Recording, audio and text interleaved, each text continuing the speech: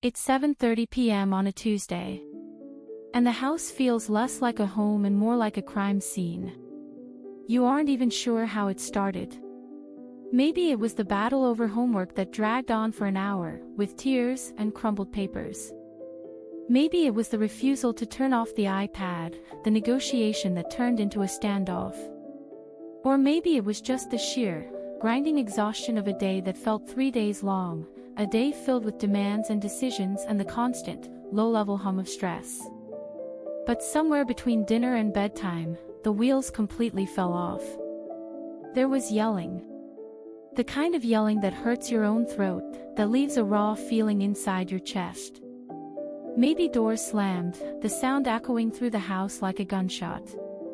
There were tears, big, hot tears from them, the kind that come from a place of pure overwhelm.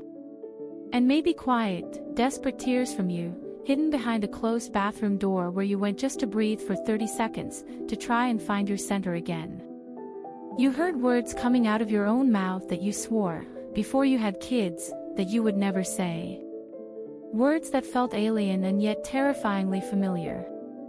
You heard the echo of your own parents' frustration in your voice, and it made your stomach turn with a sickening feeling of déjà vu. And now, finally, mercifully, the house is quiet. They are asleep, looking like angels, their tear-stained cheeks dried, their breathing soft and rhythmic.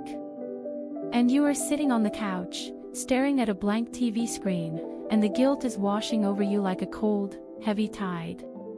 It's a physical weight in your chest, a knot in your stomach that won't go away. You replay the tape of the evening in your mind, over and over. The look of fear or anger on their face when you snapped. The feeling of being completely, utterly out of control in your own home, with the people you love more than life itself. And in the silence, the questions start creeping in. They start as whispers, then grow into a shout inside your head. At first, the questions are about your child. Why are they so difficult? Why won't they just listen to simple instructions? Why is everything a battle with them? Is something wrong with them? Do they have a disorder? Am I missing something? But then, as the night wears on, the question shifts. It turns inward, and it becomes much heavier. Much darker. Is something wrong with me? Am I traumatizing them for life? Why can't I handle this when everyone else seems to manage so easily? Am I failing at the most important job I will ever have? If you are sitting in that feeling right now, that cocktail of exhaustion, shame, and profound love that hurts, I need you to hear this. I need you to really hear it, deep in your bones. You are not a bad parent. You are not broken. You are not failing. And your child is not broken. They are not bad. They are not trying to make your life miserable. What happened tonight wasn't a moral failing on anyone's part. It wasn't because you don't love them enough, or because they don't respect you enough. It was a biological collision. It was your exhausted, overburdened nervous system crashing headfirst into their undeveloped, overwhelmed nervous system. It was biology. It was stress. It was deeply, messily human. The problem isn't your love. The problem isn't your intention. The problem is that most of us are trying to parent in the modern, high-stress world using an outdated operating system. We are trying to use logic, reason, lectures, and punishments, tools designed for calm, rational adult brains, on little humans whose brains are literally hijacked by big, terrifying emotions. We are trying to reason with a storm. We are standing on the edge of a pool screaming, "Swim better," at a child who is currently drowning. And it doesn't work. It never works long-term. It just leaves everyone exhausted, resentful, and disconnected. Tonight, we are going to draw a line in the sand. We are going to stop the cycle of guilt. We are going to stop beating ourselves up for being human. Tonight, we are going to tear down the old way of parenting and rebuild your toolbox from the ground up. Not with gimmicks. Not with 3 easy steps to perfect obedience. Because parenting isn't easy, and your child isn't a robot to be programmed. We are going to build it with science. With a deep compassion for how hard this job is. With an understanding of how their growing brains actually work, and crucially, how yours does too. We are going to build a parenting plan that doesn't rely on you being a saint who never gets tired. We're going to build a plan that works on the messy Tuesdays when you are running on fumes and patience is gone. It is a shift that changes everything. It's a shift from control to connection. From correction to regulation. Take a deep breath. Let the guilt of tonight go. You are here now. You are trying.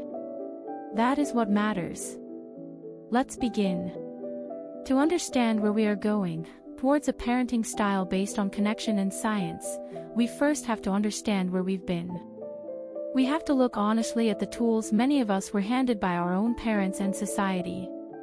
We have to examine the common sense parenting advice that has been passed down for generations.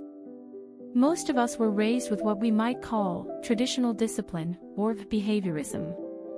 The premise of this approach is seductively simple: behavior is a choice. If a child does something bad, you have to apply a negative consequence, make them feel bad, so they won't choose to do it again. It's a simple input-output model. It relies on external motivators. It relies on fear of punishment. It relies on shame. It relies on the threat of separation, the withdrawal of love and connection. It's the timeout step where they have to sit alone with their big, scary feelings until they can act right. It's the spanking. It's taking away the iPad for a week. It's the yelling and lecturing until their eyes glaze over and they freeze up and comply just to make it stop. And here is the incredibly tricky thing about old-school discipline. It often looks like it works in the short term. If you yell loud enough at a 5-year-old who is jumping on the couch, they will probably stop jumping. They will freeze. The behavior stops in that moment. And as an exhausted parent who just wanted the jumping to stop, that feels like a win. You got the result you wanted. Peace. Quiet. Compliance. But we have to look closer. We have to ask why it stopped.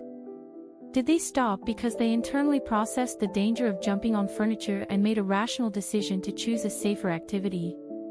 Did they learn a lesson about physics or respect for property? No. They stopped because their nervous system went into a threat response. They stopped because you, their primary source of safety, suddenly became scary. They stopped because they were afraid of you, or afraid of losing your connection. When we rely on fear, shame, and separation to manage behavior, we pay a very high long-term price. We might get immediate compliance, but we sacrifice long-term influence. We sacrifice trust. Imagine your relationship with your child as a garden. You want to grow beautiful, complex things in that garden.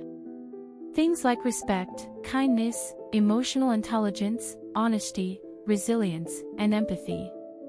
Those are the seeds you are trying to plant for their future. But old-school discipline, the yelling, the shaming, the isolating timeouts, it's like pouring salt water on the garden. It scorches the earth. It dries out the soil of your connection. And you cannot grow beautiful things in scorched earth. Think about it in adult terms. Think about your job. Imagine your boss calls you into their office. They yell at you about a mistake you made. They question your intelligence. They threaten your job security. They shame you in front of your colleagues. Do you go back to your desk thinking, wow, my boss makes some great points. I really need to reflect on my behavior and become a better employee out of respect for them? No. Absolutely not. You go back to your desk feeling resentful. You feel unsafe. You feel misunderstood. You feel small. You might comply on the surface. You might double-check your work to avoid getting yelled at again. But you aren't engaged. You aren't creative.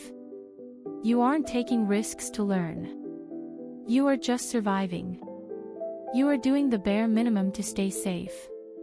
Why do we expect our children's brains to process fear differently than ours do? When a child is scared of their parent, their brain cannot learn. We know this from neuroscience. The part of the brain responsible for logic and impulse control and empathy, the prefrontal cortex, the thinking brain, it literally goes offline when they feel unsafe. It shuts down to preserve energy for fight or flight.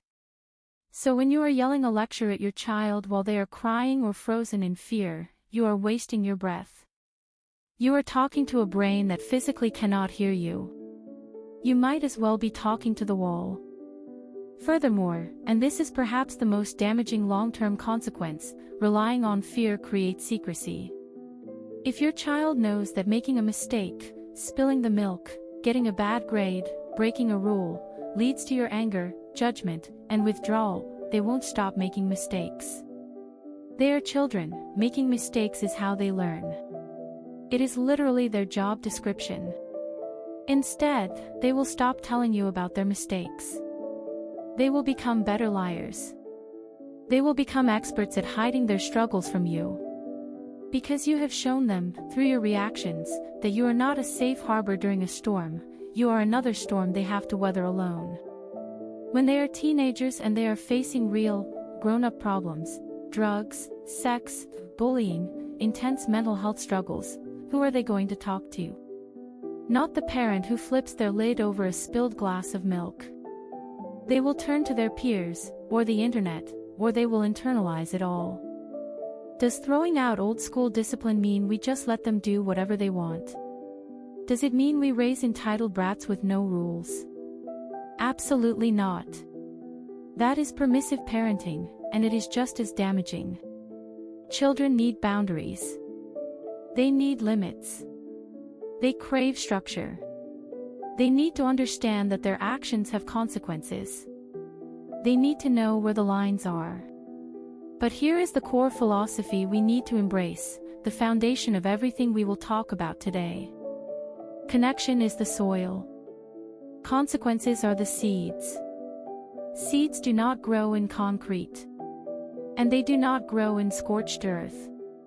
If the emotional connection between you and your child is broken, frayed, or based on fear, no amount of correction, no clever consequence, no sticker chart is going to work long-term.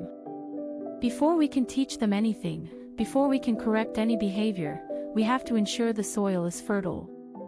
We have to ensure they feel deeply, inherently safe with us.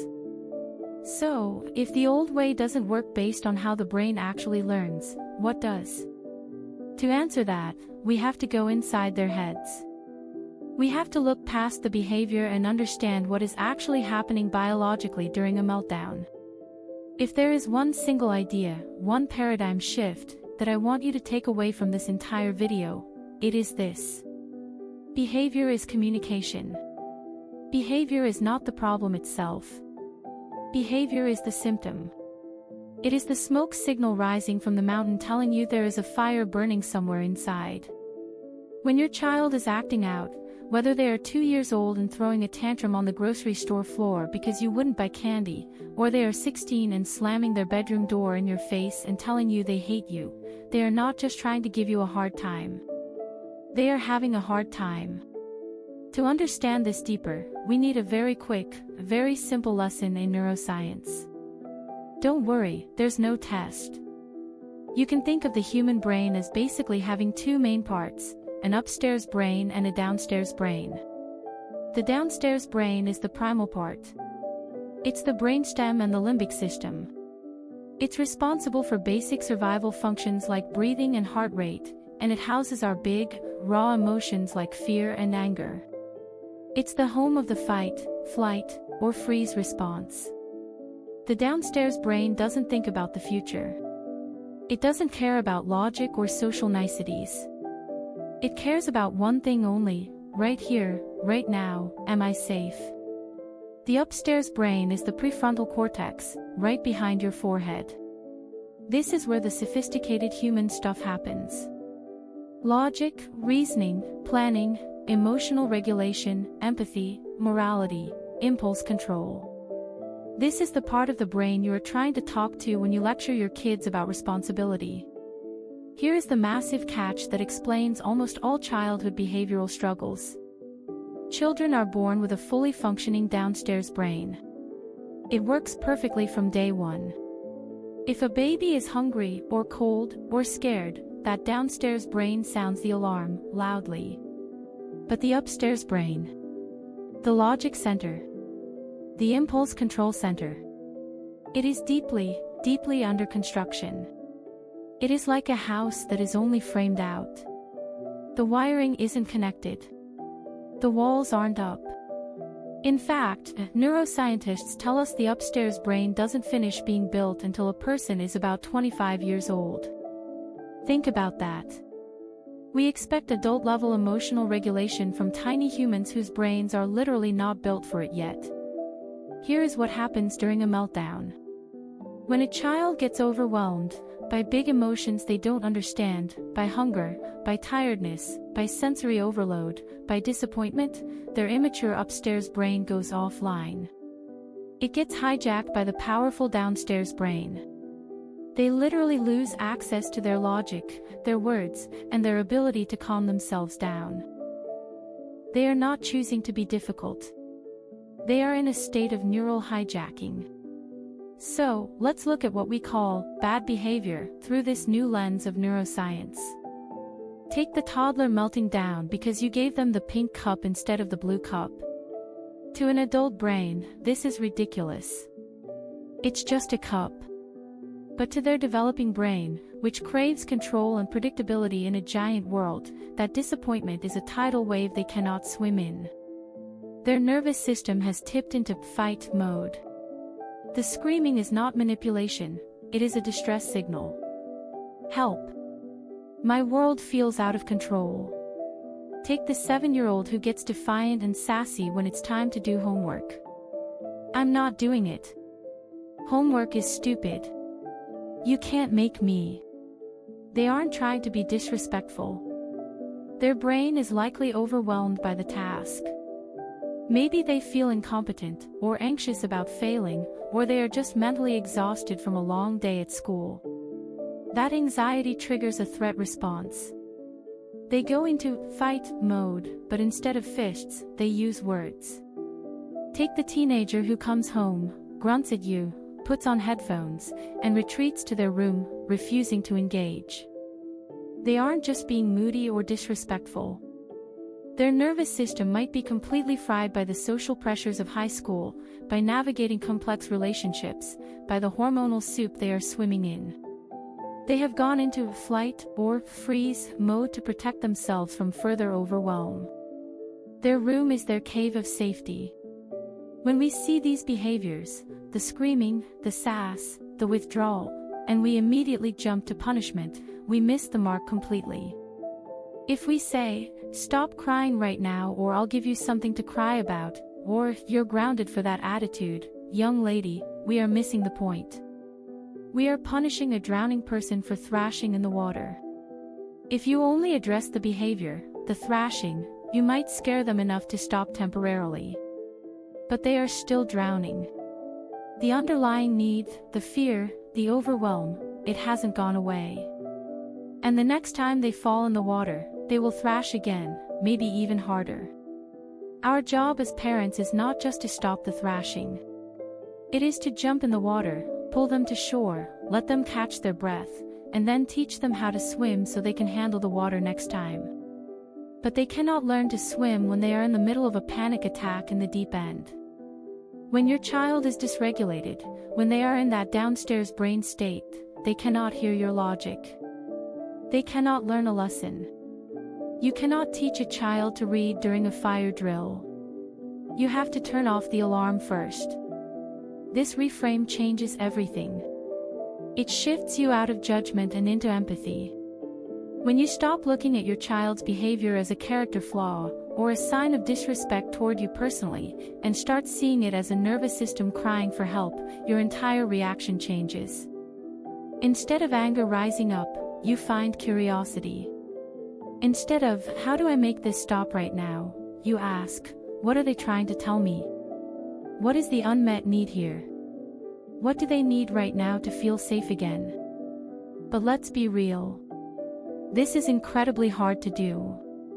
It is superhumanly hard to stay calm, curious, and empathetic when your child is screaming in your face, or telling you they hate you, or embarrassing you in public. And that brings us to the other crucial nervous system in the room. Yours. Let's be brutally honest for a moment. Let's talk about what it's really like in the trenches. Knowing the science of your child's brain is one thing. It's great information. It makes sense when you're calm and reading a parenting book with a cup of coffee. But staying calm in the heat of the moment, when you are exhausted, triggered, and pushed to your absolute limit, is a completely different thing. We cannot talk honestly about parenting without talking about the parent's state of mind. We have to talk about your nervous system.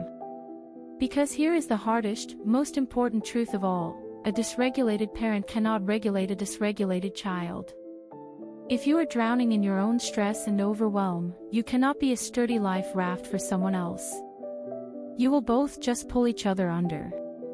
And let's face it, modern parenting is practically designed to keep you in a state of low-level drowning.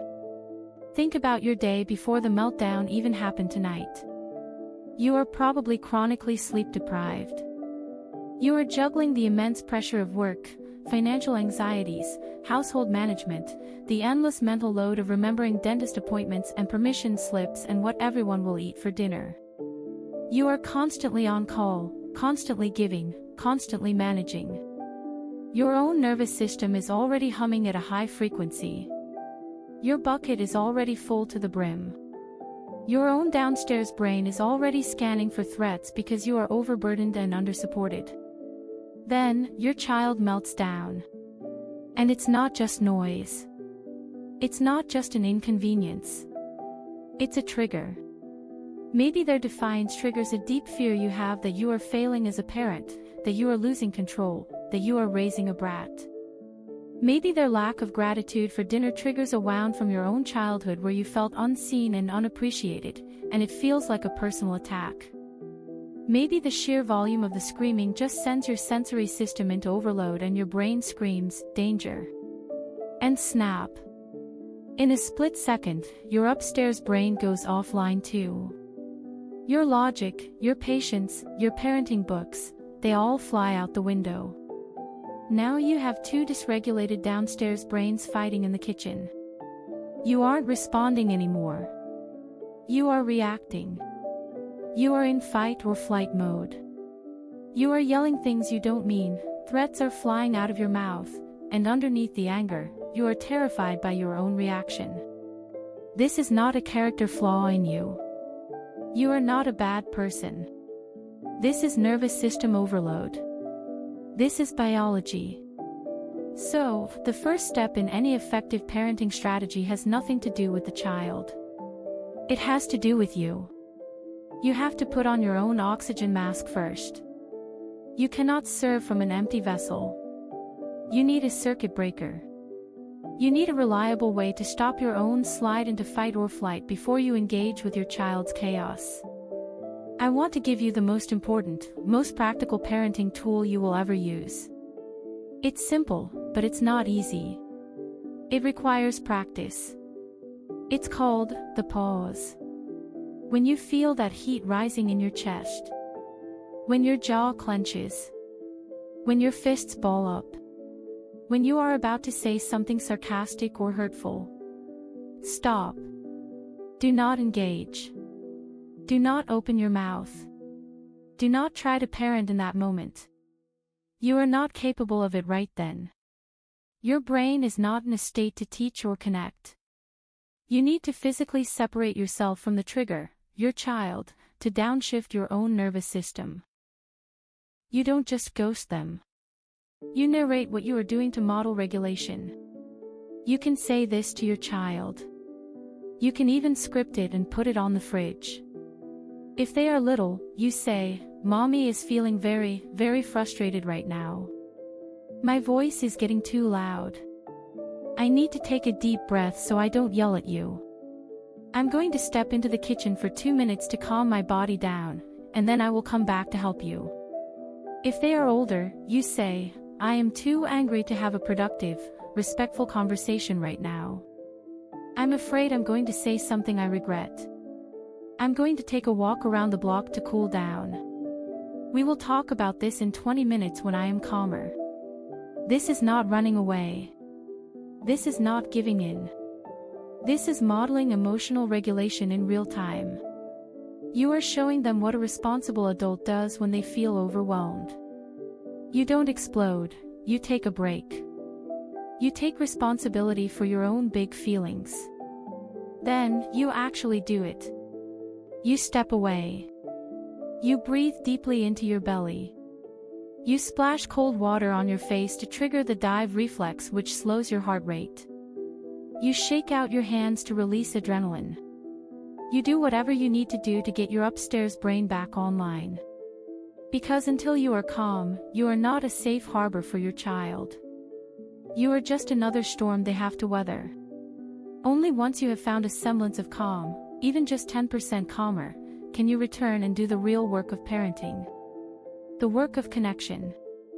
We have established that old-school punishment creates fear, not learning. We know that bad behavior is really just a dysregulated nervous system crying for help. And we know that we, as parents, need to be calm before we can be effective. Now we arrive at the core philosophy that changes everything. The pivot point upon which this entire approach rests. Connect before you correct.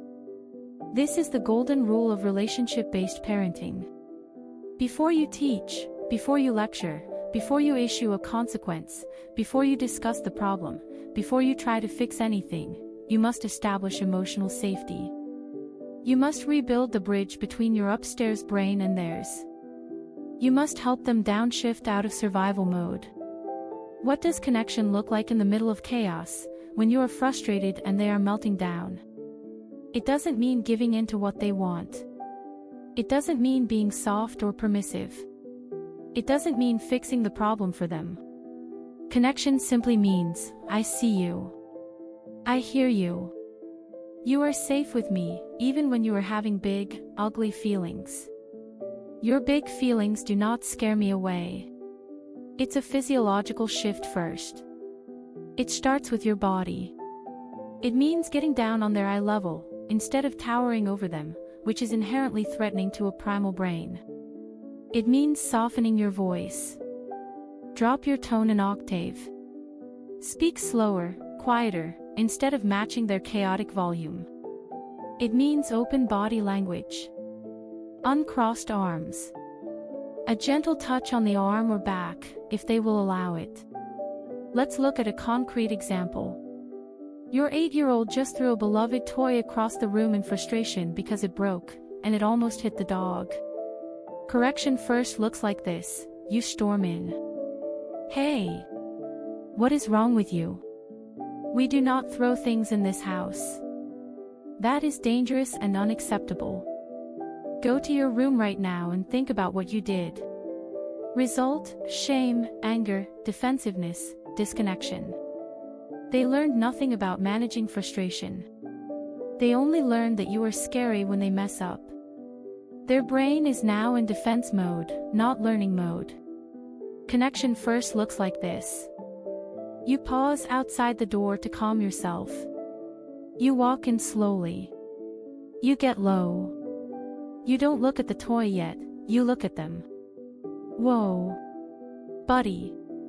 You are unbelievably frustrated right now. I saw that. You loved that toy so much, and it broke. That feels awful. It feels so unfair. You wait. You let that sink in. You don't jump to the lesson yet. You might offer a hug if they seem open to it. In that moment, their nervous system feels seen. They don't have to fight you to be heard. The threat level in their brain goes down. Their upstairs brain starts to flicker back online. Then, and only then, once the storm has passed and they are calm, do you move to correction. I get that you were mad. It is okay to be mad. big feelings happen. But buddy, it is not okay to throw things. That is a hard rule in our house. Throwing things is dangerous. You almost hit Rover. We need to make this right. You need to check on the dog, and then we are going to clean this mess up together. And we need to figure out a safer way for you to get your mad out next time. Do you see the difference? The boundary is still there. Throwing is still absolutely not okay. There is still a consequence, repairing the situation. But the delivery system has changed from threat to safety. From you against me to us against the problem. Now, I know what some of you are thinking right now. Because it is the biggest fear parents have when they hear this approach. It's the barrier that stops so many people from trying this. Doesn't this just spoil them? If I'm nice to them when they misbehave, aren't I rewarding bad behavior? Aren't they just going to walk all over me and think they can get away with anything? This is the single biggest misconception about modern, connection-based parenting. It is the myth that kindness equals weakness. Let me be crystal clear, connection is not permissiveness. Connecting with their feelings does not mean you agree with their actions. You can deeply, sincerely empathize with how much your toddler wants ice cream for breakfast. You can validate their sadness. And you can still calmly, firmly hold the boundary that the answer is no. In fact, connection is what makes boundaries work. Think about yourself. Are you more likely to accept a difficult limit or feedback from someone who you know respects and cares for you, or from someone who is yelling at you and demeaning you? When you connect first, you aren't coddling them. You are preparing their brain to learn. You are saying, we are on the same team. I am on your side. Now let's solve this problem together. But how do we do this practically in the heat of the moment, especially when they are screaming things at us that we know aren't true or fair? We do it through a specific skill called validation. And it is perhaps the hardest skill to master because it goes against our adult instincts. Validation. It is a buzzword we hear a lot in parenting circles. But very few of us know how to actually do it effectively in the heat of the moment when our own buttons are being pushed. Validation is the magic wand of de-escalation.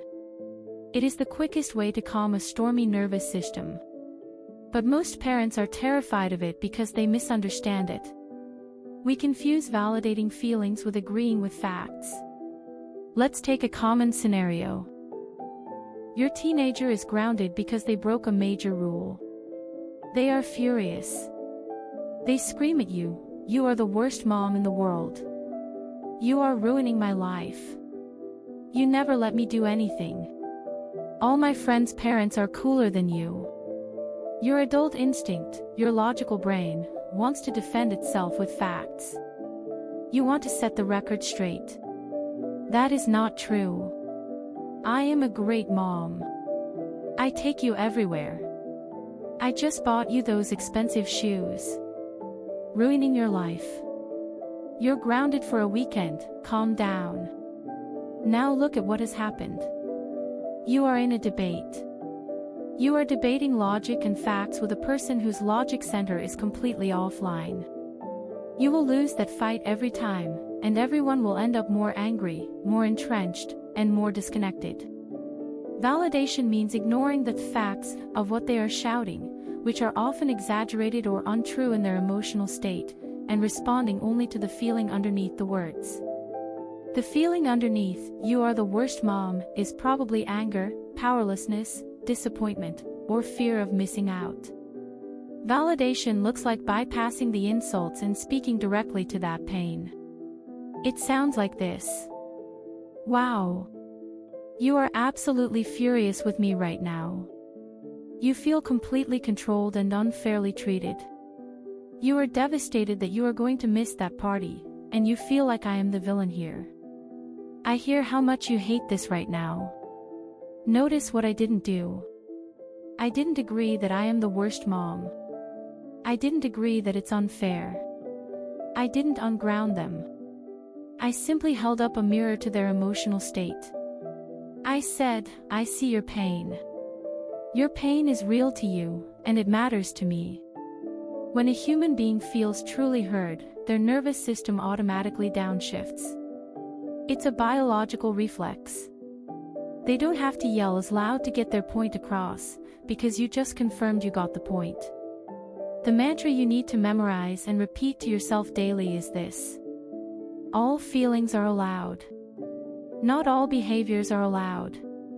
We have to separate the two in our own minds before we can teach our kids to do it. It is okay for your child to be jealous of the new baby. That feeling is real. It is not okay for them to hit the baby. It is okay for them to be angry about doing homework. It is not okay for them to rip up the paper and throw a pencil. It is okay for them to feel disappointed that you said no. It is not okay for them to scream disrespectfully in your face. Here is the practical script for combining validation with a boundary. It's a 3-step process. 1. Validate the feeling, connect. 2. Hold the boundary, correct/direct.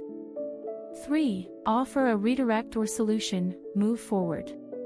Let's try it with a toddler wanting candy at the supermarket checkout. Step 1. Validate. Oh wow, you really want that candy bar.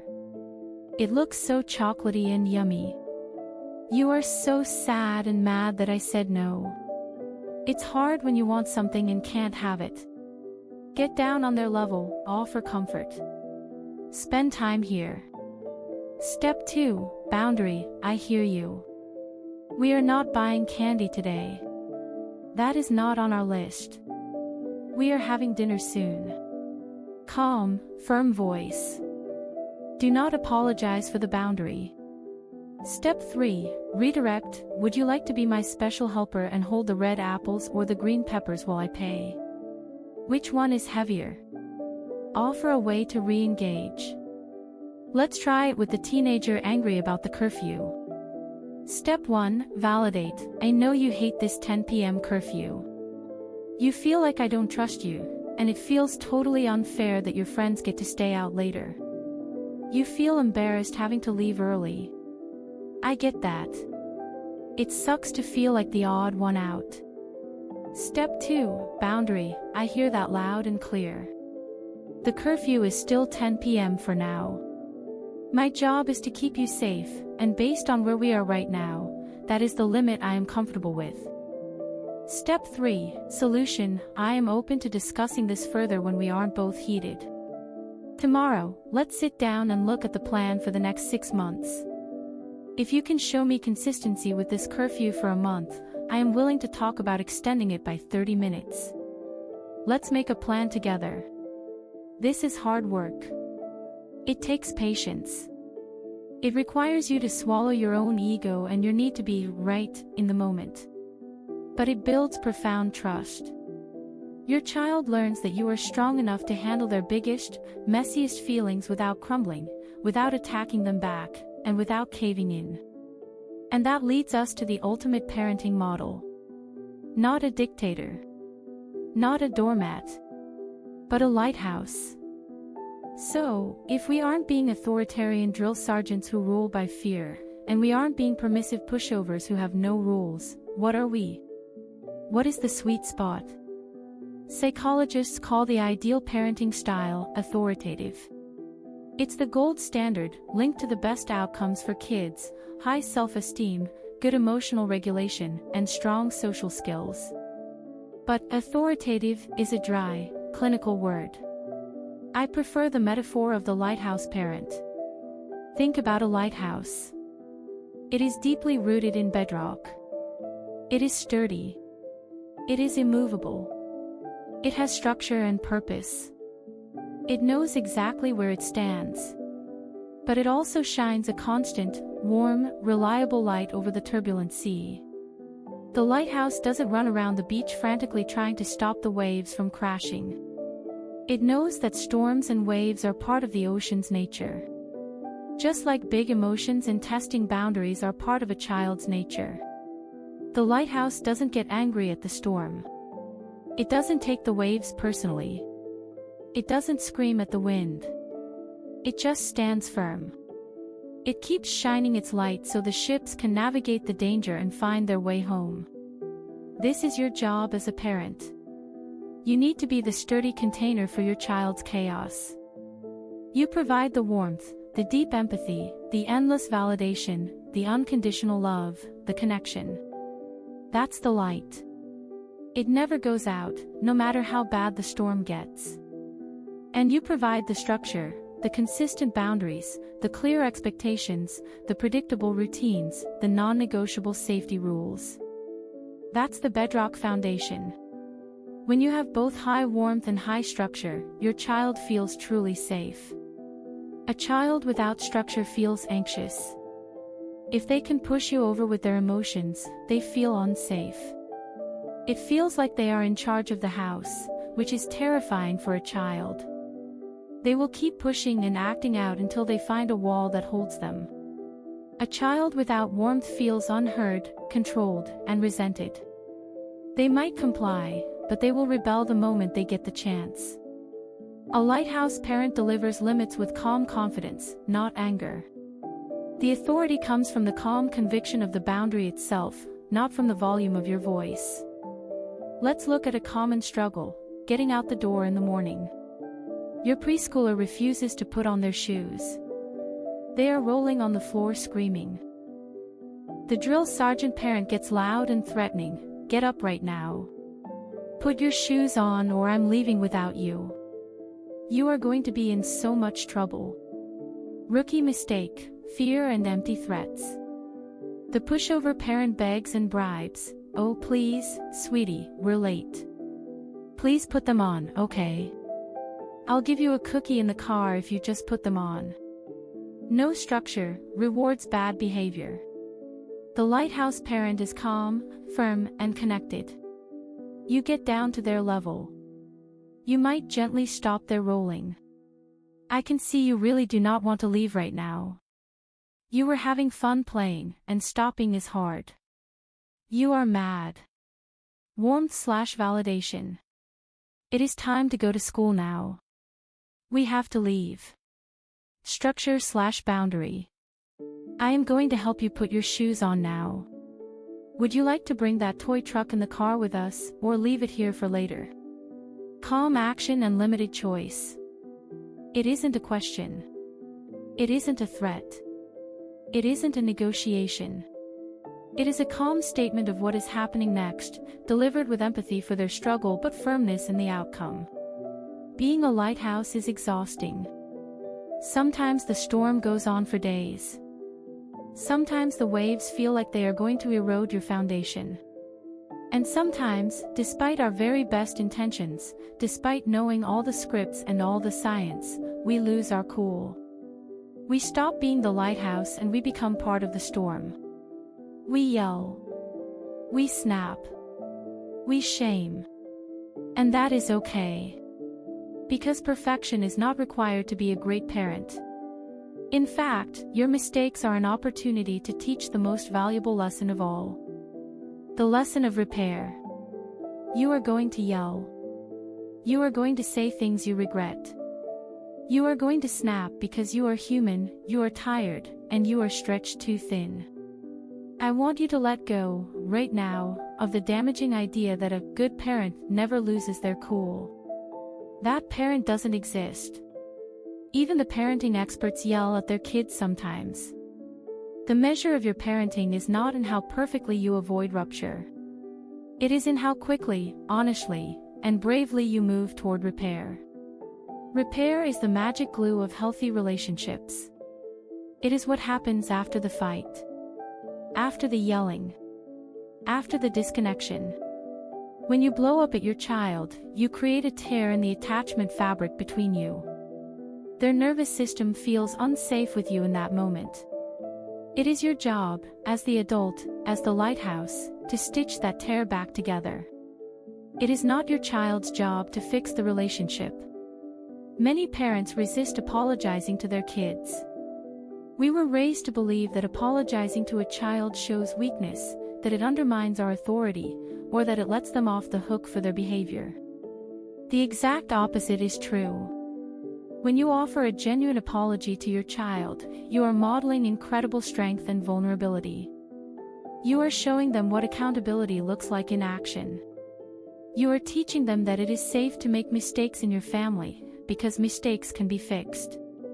You are demonstrating that you value the relationship more than your ego. But it has to be a clean apology. No buts. But erases the apology. A bad apology sounds like this: "I'm sorry I yelled at you, but you were making me so crazy and you wouldn't listen." That's not an apology, that's blame. You are telling them that your bad behavior was their fault. A clean apology looks like this. You wait until everyone is calm. You go to them. You get on their level. You make eye contact. "Hey, I want to talk about what happened earlier in the kitchen. I got really angry, and I lost my temper, and I yelled at you. That was not okay. I could see that it scared you, and I hate that I made you feel that way. I was feeling overwhelmed and stressed, but that is my job to manage, not yours. You did not deserve to be yelled at. I am really sorry. Are you okay?" Listen to that script. You take full ownership of your feelings and your actions. I got angry, I yelled. You validate their experience, it scared you. You absolve them of blame, that is my job to manage, not yours. And you reconnect, are you okay?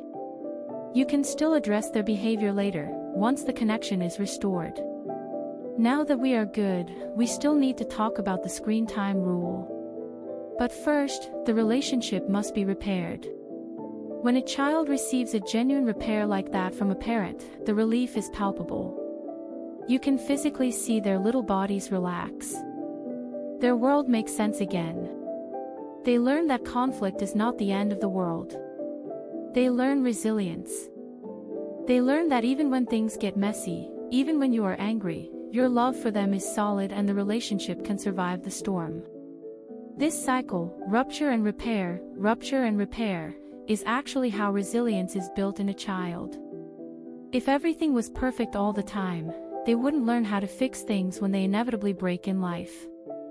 Your imperfect parenting, combined with your commitment to repair, is actually a gift. Parenting is the hardest thing we will ever do. It is relentless. It exposes our deepest insecurities and challenges our emotional maturity every single day.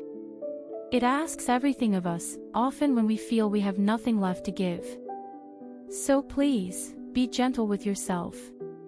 This is a long game. You are raising a human being, not programming a robot. It's messy work. You don't have to get it right every day. You just have to keep showing up and trying again. The goal isn't perfection. The goal is connection. It's about taking that deep breath, the pause, before you walk into the chaos. It's about looking past the defiant behavior and seeing the struggling child with the overwhelmed nervous system underneath. It's about striving to be the sturdy lighthouse when the storm comes, offering both warmth and structure.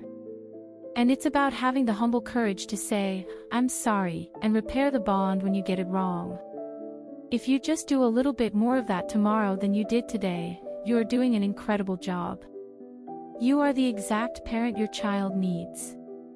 If this deep dive helped you feel a little less alone, a little less guilty, and gave you some practical tools to try in your own home, I would love to hear from you in the comments. Share one thing you are going to try this week. Maybe it's the pause. Maybe it's the connection before correction shift. Maybe it's offering a clean apology. Let us know below so we can support each other. And if you want more deep dives into how to build relationships based on connection, science, and care, whether with your kids, your partner, or yourself, please subscribe to the channel and hit the notification bell so you don't miss our next video on relationship advice for couples. We are building a community here of people who are figuring this out together, imperfectly. Take a deep breath. You've got this. I'll see you in the next one.